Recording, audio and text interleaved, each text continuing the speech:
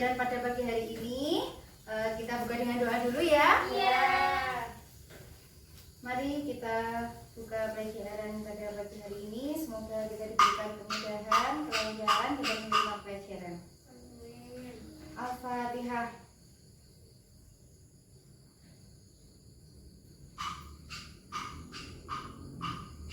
Selamat pagi anak-anak. Selamat pagi.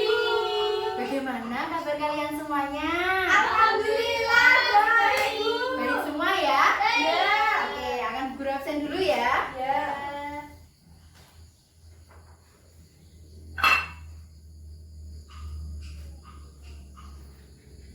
Meme, Iya. Halina, Iya. Anissa, Ya, Bu. Asya, Hadir. Rafida, Hadirlah. Eli. Rasan. Alhamdulillah masuk semuanya ya. Iya. Alhamdulillah, semuanya sehat ya. Iya. Oke, sebelum guru mulai pelajaran, cek spirit dulu ya. Iya. Oke, up your hand. Tepuk JH. J. J, J, H. Semangat sekali tadi pagi sarapan apa? Sarapan kangkung, Bu. Anissa sarapan kangkung. Kalau Iya. Kami sarapan apa? Sama, Bu, kangkung sama telur. Kok semuanya kangkung? Halina sarapan apa? Capcay. Capcay, wah enak sekali. Makanya semuanya pada semangat. Iya, harus jaga kesehatan ya biar Iya. bisa sekolah terus, bisa menerima pelajaran dengan Baik. Oke, Bu Guru mau bertanya. Di sini masih ada apa tidak murid Bu Guru yang suka berbohong? Ayo, Meme apa Anissa? Berbohong apa enggak, Anissa? Biasanya Saya biasanya berbohong, Bu. berbohong. Iya, maaf, Bu. Ya, kalian tahu atau tidak? Berbohong itu adalah perbuatan yang Jelek. tercela, iya jelek. Kalau berbohong pasti akan dapat Dosa. Karena berbohong itu perlakuan siapa? Setan. Setan. Jadi kalau Anissa atau yang lain berbohong berarti temennya setan. Jadi harus gimana biar nggak temennya setan? Ya berbohong, Bu. Iya. Nah, terus jujur, berkata jujur, berbuat jujur. Seperti dalam hadis, alaikum bisodaki fa inna sodaki yahdi ilal birri inal birri yahdi ilal jannah. Hendaklah kalian selalu berkata bersifat jujur agar Masuk hidup kalian selalu dalam kebaikan. Dan kebaikan itu akan membawa kalian ke dalam Jadi dari makna hadis tersebut, jika kalian berbuat jujur, pasti kehidupan kalian akan dikelilingi oleh kebaikan dan akan membawa kalian ke dalam surga. Dan sebaliknya, jika kalian berbohong, maka kehidupan kalian akan dikelilingi dengan Kejelekan. iya, kesengsaraan, kejelekan, was-was seperti itu, dan tidak akan membawa kita ke dalam surga. Sekarang Bu Guru tanya, katanya Anissa tadi pernah berbohong. Apa contoh perlakuan Anissa yang berbohong? Saya membohongi Meme bahwasanya saya jatuh, ternyata saya tidak jatuh. Oh, seperti itu. Ya, jadi lain kali tidak boleh ya Anissa ya. Ya, Bu. Nanti kalau jatuh beneran gimana, kan kasihan Anissa. Ya. Karena perkataan adalah doa. Jadi nggak boleh bohong. Seperti itu ya. Buat apa coba Anissa bohong ke Meme kalau jatuh? Minta perhatian. Gitu. Jadi harus berkata jujur. Guru kasih contoh lagi. Perlakuan jujur. Seumpama Halina membeli sebuah pulpen di sebuah toko. Nah, harga pulpen tersebut 2.000. Nah, uang Halina berapa? 5.000. Terus diberikan kepada penjual. Karena penjualnya sudah tua, nah Halina itu diberi kembalian 4.000. Nah, seharusnya berapa kembaliannya? 3.000. 3.000. Nah, sama karena si penjual itu sudah tua, tidak kelihatan uangnya, jadi Halina dikasih uang 4.000. Kalau Halina memiliki sifat jujur, apa yang dilakukan Halina? Dia akan membalikan uangnya, Bu. Iya, pinter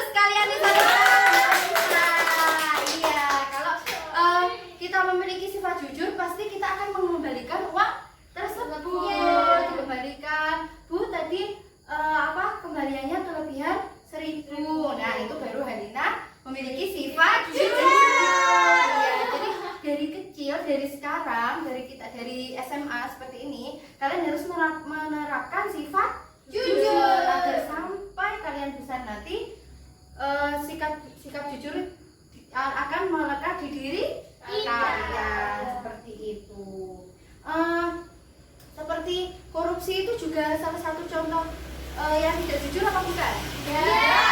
Iya. Karena Sangat tercela itu Bu, tidak boleh ditiru. karena kenapa? Karena memakai uang rakyat. iya, memakai Ya, uang yang pintar. bukan milik haknya. Iya, Meme pintar sekali. Tangan Meme.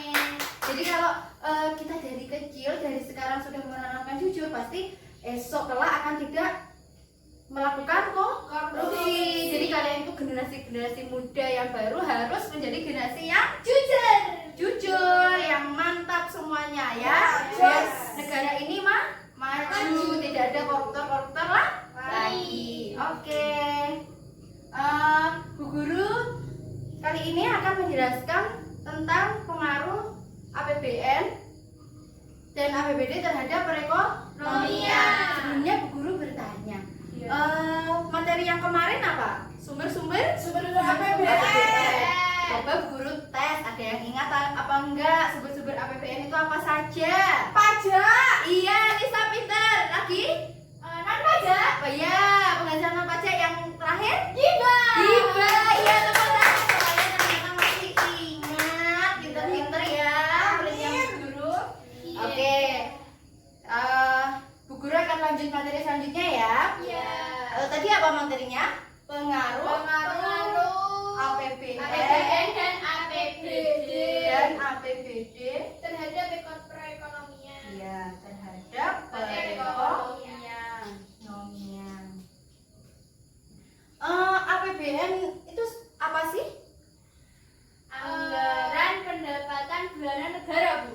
Anggaran pendapatan kurang tepat Meme. Yang lain? Anggaran pendapatan belanja negara. APBD Anggaran pendapatan belanja daerah. Betul sekali. Ini kalau kepanjangannya.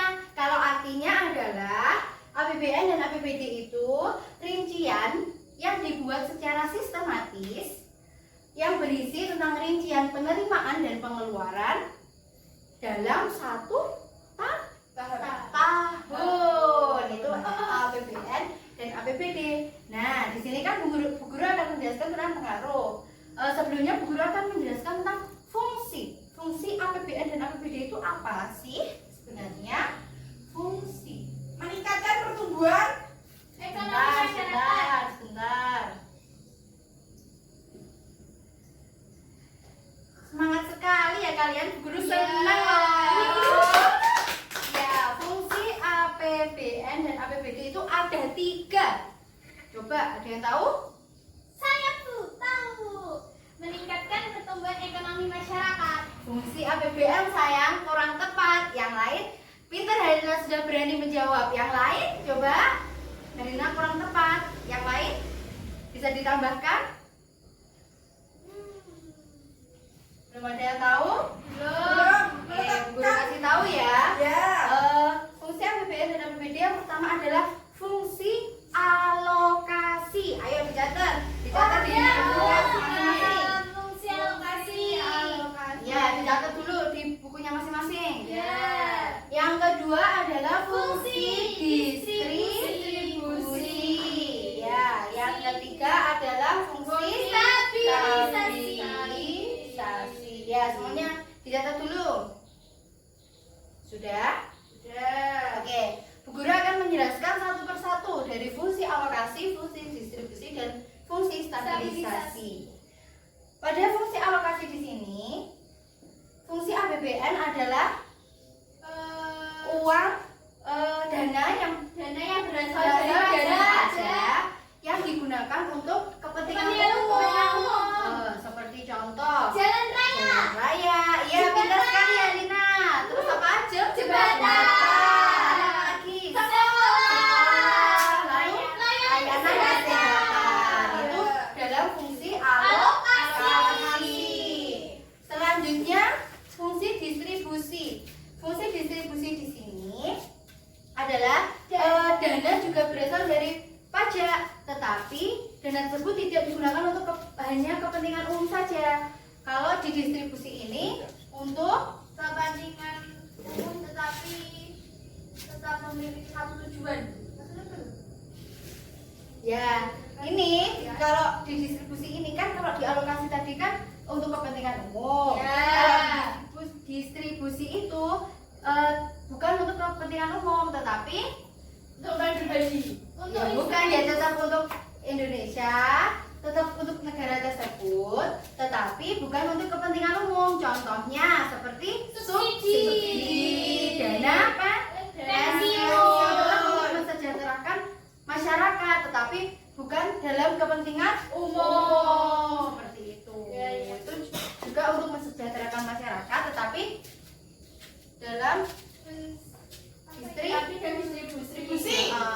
seperti itu. Paham dari sini? Paham. Ya, selanjutnya stabilisasi. Stabilisasi di sini adalah fungsi APBN sebagai pedoman.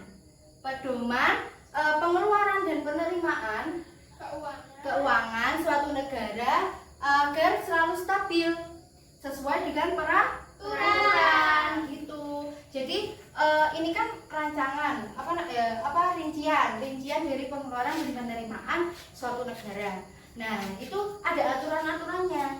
Jadi nggak sembarangan belanja ini belanja itu buat subsidi ini subsidi itu, tidak sembarangan seperti itu, tetapi semuanya ada aturannya. Seperti itu. Di sini paham? Paham. Tidak ada yang ditanyakan? Tidak. Oke, guru lanjut ya. Ya, Bu.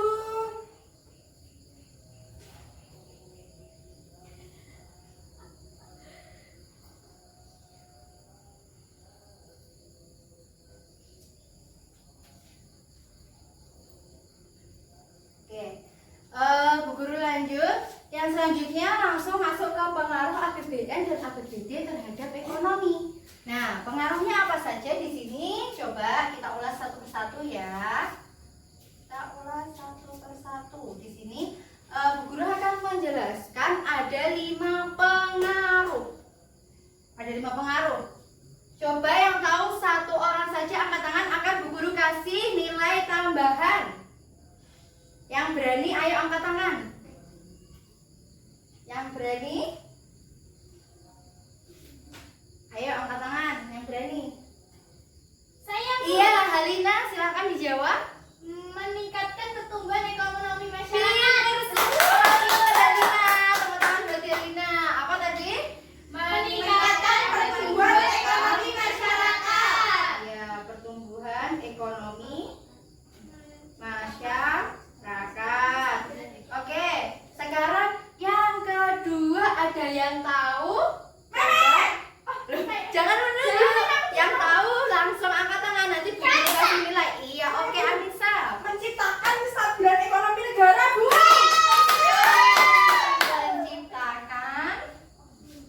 Menciptakan apa? Menciptakan apa? Menciptakan kestabilan ekonomi negara. Ekonomi Negara. negara. Sekarang yang ketiga, ada yang tahu? Apa ya? Menimbulkan investasi masyarakat. Iya, pintar sekali. Coba dua. Menimbulkan apa? Menimbulkan Investasi masyarakat. Masyarakat. Ayo Asya, Rafida sama Eli semangat. Sekarang selanjutnya kurang 2. Ada yang tahu? Saya Bu. Ya. Memperlancar distribusi pendapatan. Iya, pintar sekali. Memperlancar distribusi pendapatan. Sekarang yang terakhir. Ayo Eli mau menjawab? Ya, Bu, Eli, Bu. Iya.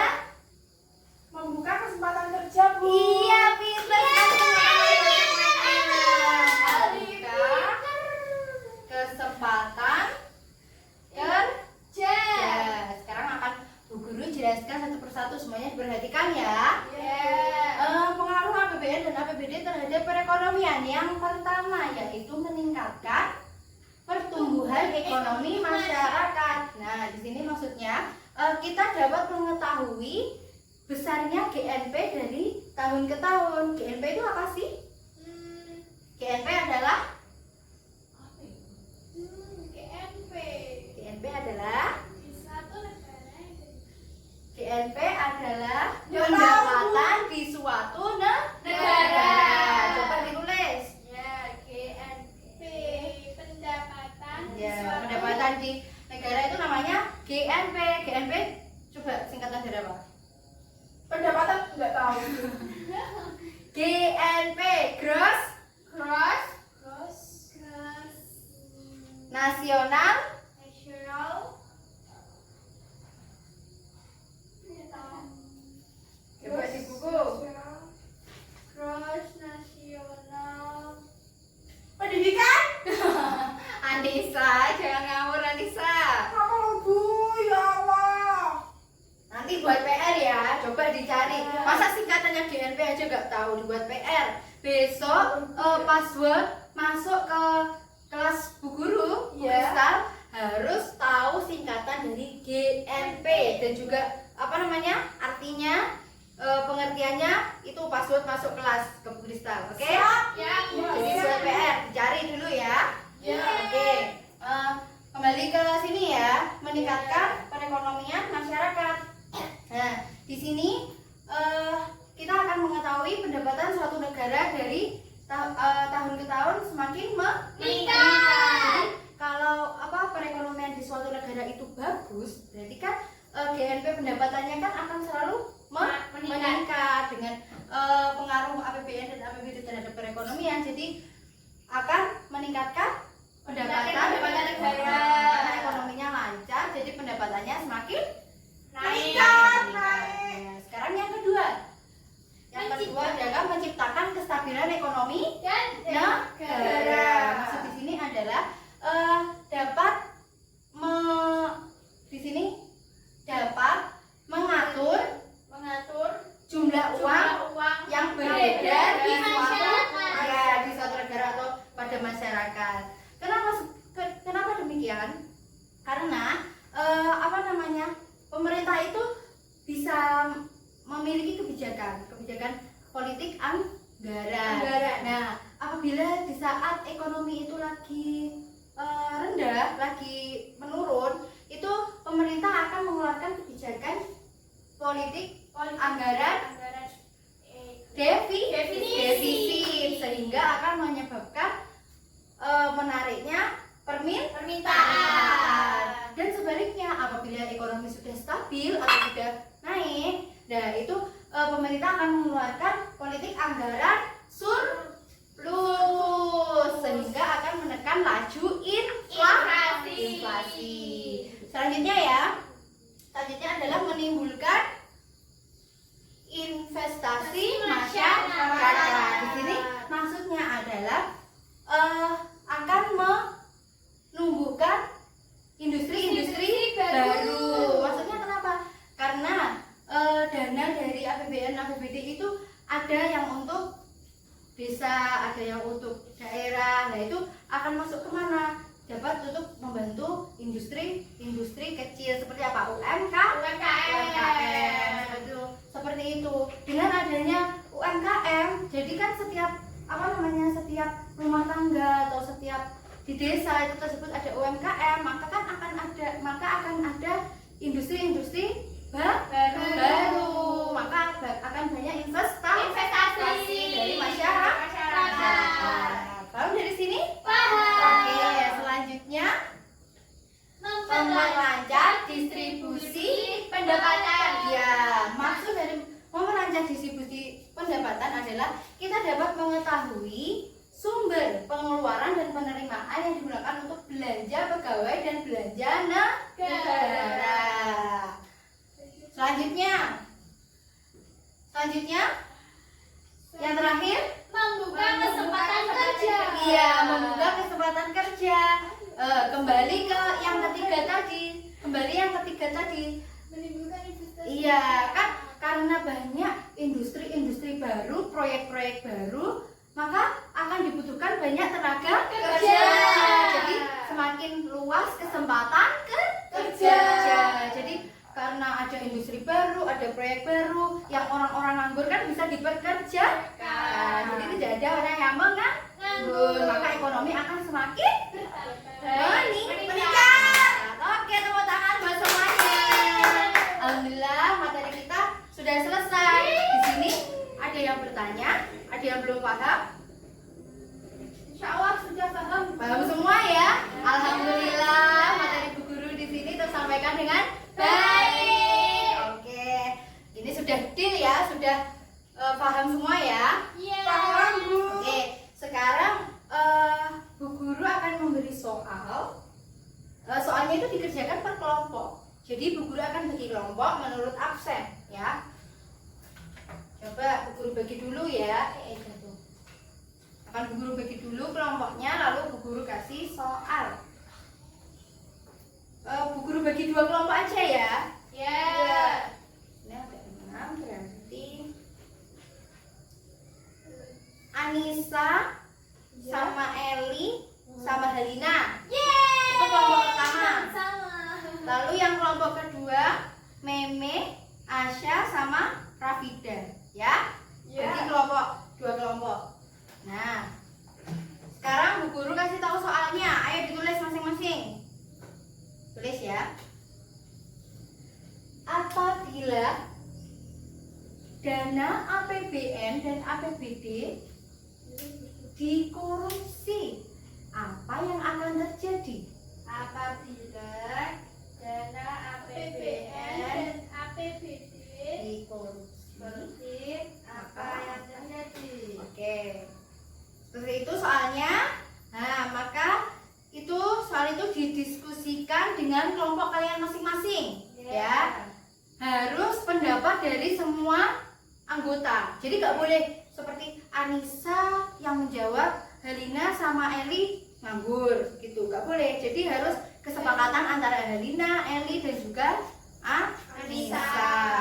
Seperti itu didiskusikan, jawab sesuai pendapat kalian masing-masing. Ya Bu. Oke, sekarang berkumpul dengan kelompoknya masing-masing. Kelompoknya Meme di sini, kelompoknya Anissa di situ. Ayo agak geser, jangan mepet-mepet. Ayo nak, geser nak. Nah, udah sama kelompoknya.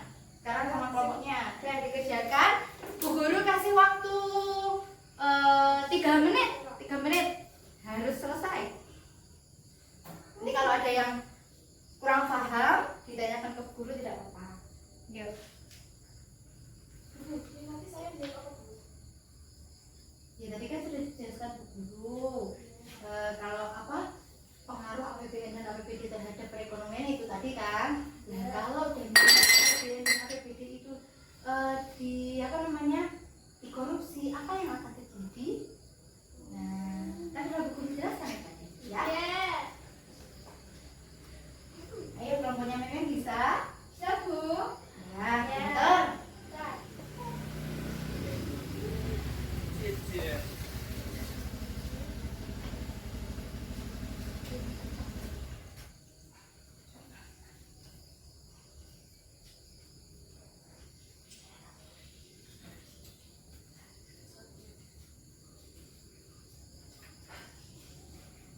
Sudah selesai? Sudah. Sudah semuanya? Sudah. Sudah, Bu. Sudah? Sudah. Oke. Sekarang kita kita bahas satu persatu ya. Ya. Ya. Sekarang jawaban dari jawabannya kelompoknya Anissa. Coba. Mungkin aku toh, Bu. Yang kaya jadi yang kaya, yang miskin jadi yang miskin. Ya, Bu Guru tampung dulu ya. Tepuk tangan untuk jawaban dari kelompok Anissa. Yang kaya semakin kaya. Anissa. Yang miskin semakin miskin.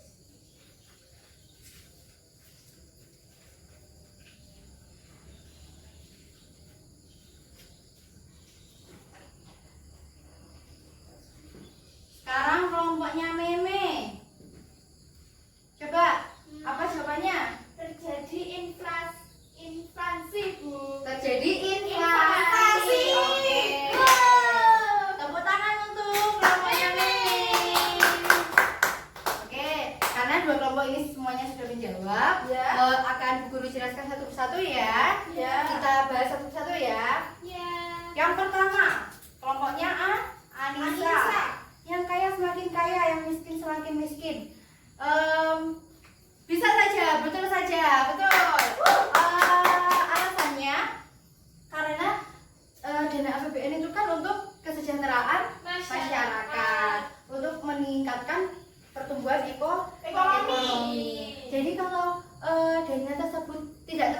tersampaikan kepada masyarakat, tidak tersampaikan untuk yang membutuhkan.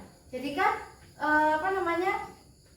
tidak akan berjalan dengan baik, tidak akan berjalan sesuai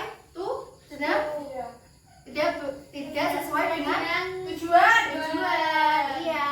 Jadi yang miskin ya, maksudnya kan kalau APBN itu untuk memberantas kemiskinan. Nah, kalau dananya dipakai oleh orang yang tidak bertanggung jawab, berarti kan yang miskin itu tidak akan mendapatkan dana, malah semakin miskin tidak mendapatkan fasilitas seperti itu. Tapi yang kaya malah yang semakin sudah kaya. semakin kaya karena mengurusi Dananya. iya. Seperti ada contoh lagi, sebenarnya dana APBN tersebut digunakan untuk membangun jalan raya. Ya, jalan raya dari rumah Halina ke pasar. Nah, ibunya Halina itu jualan cabai. Nah, karena jalannya rusak, tidak bisa dilewati, lah kan ibunya Halina jualan cabai di rumah saja. Tidak bisa pergi ke pasar. Jadi kan uang yang didapat Ibu Halina ya dari tetangga-tetangga yang beli di rumahnya Halina. Jikalau ibunya Halina bisa berjualan di pasar, pastikan yang beli dari mana-mana. Iya kan? Ya pasti pendapatan dari ibunya Halina akan lebih banyak. Seperti itu. Karena dana yang digunakan untuk membuat jalan raya itu tidak ada, jadi kan jalannya tetap rusak. Ya, jadi Ibu Halina tidak bisa ke pasar, jadi menghambat pertumbuhan ekonomi. Jikalau jalan rayanya sudah diperbaiki, kan ibunya Halina bisa ke pasar, bisa jualan ke pasar. Jadi pendapatan ibunya Halina akan semakin meningkat. Sudah paham ya dari jawaban Anissa ya? Berarti jawaban kelompoknya Anissa adalah betul. Kelompoknya Anissa. Sekarang kita bahas kelompoknya Meme. Tadi apa terjadi? Inflasi. Iya, di sini betul juga jawaban dari kelompok Meme, terjadi inflasi. Kenapa demikian? Karena APBN tadi kan bisa mengatur apa? Mengatur jumlah uang yang beredar di suatu negara.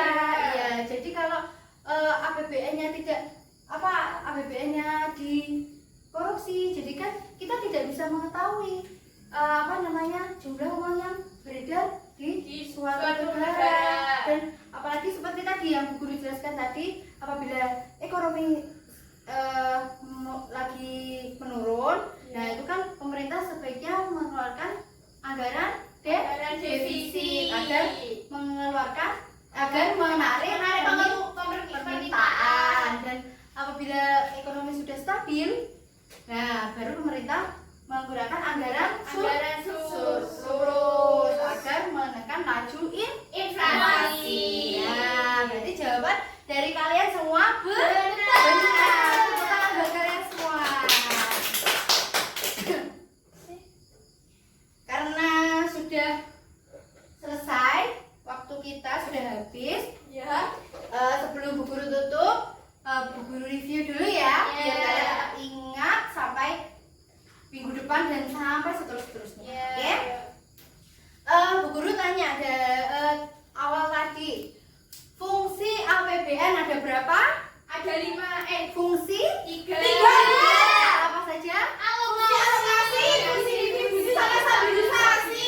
Iya, kalau fungsi alokasi tadi contohnya jembatan jalan raya.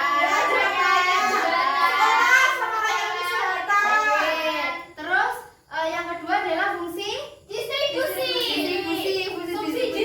Iya, subsidi dan dana pensiun. Yang ketiga adalah stabilisasi. Adalah APBN sebagai pedoman agar pengeluaran dan pedoman agar pengeluaran dan pemasukan sesuai dengan Aturan yang berlaku.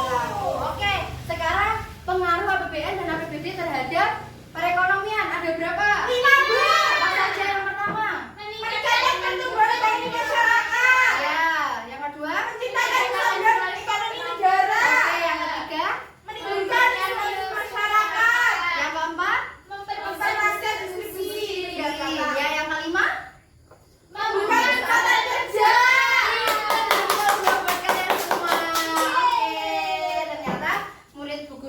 sudah paham. Iya. Jadi yang kita petik dari soal tadi kan, jadi kita tidak boleh Korupsi. korupsi seperti yang tadi awal Bu Guru kasih motivasi tadi. Ya. Ya, kita harus berkata Jujur. agar negara ini Maju. makmur, maju. Iya. Oke. Bu Guru akhiri dulu ya. Karena waktunya sudah habis, akan Bu Guru akhiri. Kita doa dulu ya. Kita tutup dengan doa. Mari kita tutup pelajaran pada pagi hari ini. Semoga kita diberikan kesehatan dan kesehatan dan selalu diberi kemudahan dalam menerima pelajaran.